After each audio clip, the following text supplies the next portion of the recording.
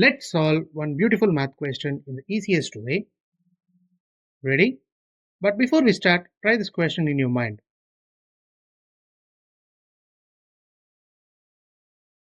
You got it?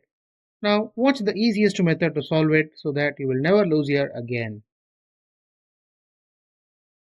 We have given 2 minus 7 into 3 minus 7. Here we are going to solve this using BODMAS rule. There is brackets, operation, division, multiplication, addition and subtraction. So as per our priority, first we need to solve the given inside the brackets. So 3 minus 7 becomes minus 4. Now we are going to do multiplication. So minus 7 into minus 4 becomes plus 28.